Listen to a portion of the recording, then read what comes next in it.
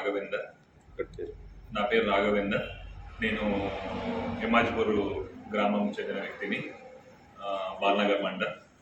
So ప్రస్తుతం మనం ఏంటంటే మన చర్చల ఎమ్మెల్యే గారికి ధన్యవాదాలు చెప్తూ, at the same time collector madam గారికి కూడా ధన్యవాదాలు చెప్తూ స్టార్ట్ చేస్తున్నాను. ఏంటంటే మొదట ఈ ఆర్ఐ వెంకటరెడ్డి బాల్నగర్లో రీసెంట్గా సస్పెండ్ అయిన ఆర్ఐ వెంకటరెడ్డి గురించి వీళ్ళు సమగ్రమైన దర్యాప్తు చేసి సస్పెండ్ చేసినందుకు ధన్యవాదాలు తెలుపుతున్నాను. ఈ ఆర్ఐ నాకు జరిగిన అన్యాయం ఏం చేసిండనంటే, మా విలేజ్ ఎమ్మాజిపూర్ గ్రామంలో మా ఫాదర్కి చెందిన 1 ఎకరం భూమి మా ఫాదర్ పేరు మీదనే ఉంటే తను చనిపోయాడు. సో నేనేం చేయాలి, మా ఫ్యామిలీ డిస్ప్యూట్స్ ఉంటే దాన్ని ఎవరికి చేయొద్దు, ఎవరికి సక్సెషన్ చేయొద్దు, ఎటువంటి ట్రాన్సాక్షన్ జరగొద్దు అని చెప్పి నేను బాల్నగర్ ఎంఆర్ ఆఫీస్లో ఒక పిటిషన్ ఇవ్వడం జరిగింది.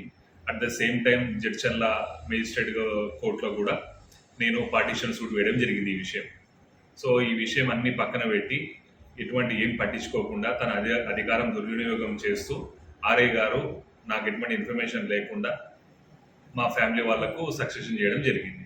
దీని గురించి నేను ఎంఆర్ఓ గారిని ఆర్ఐ గారిని అడిగితే వాళ్ళు ఎటువంటి ఆన్సర్ లేకుండా, నువ్వు వైట్ పేపర్ మీద ఇచ్చినావు, దానికి విలువ లేదని ఒకసారి మేము ఆఫీస్లో బిజీగా ఉన్నాము, మాకు టైం లేదు ఇవన్నీ చూడడానికి, ఒకసారి ఏమో నువ్వు వచ్చి కలవాల్సింది, మమ్మల్ని ఎందుకు కలవలేదని ఒకసారి ఈ విధంగా విచిత్రమైన సమాధానాలు చెప్తూ నన్ను చాలా ఇబ్బందికి గురి చేశారు. సో నేను ఇమీడియట్గా ఈ విషయం కలెక్టర్ గారి దృష్టికి తీసుకెళ్లాను. కలెక్టర్ రవికుమార్ గారు ఈ విషయంలో చాలా సీరియస్ అవి ఎంఆర్ఓ గారిని కూడా ఎక్స్ప్లెనేషన్ అడగడం జరిగింది.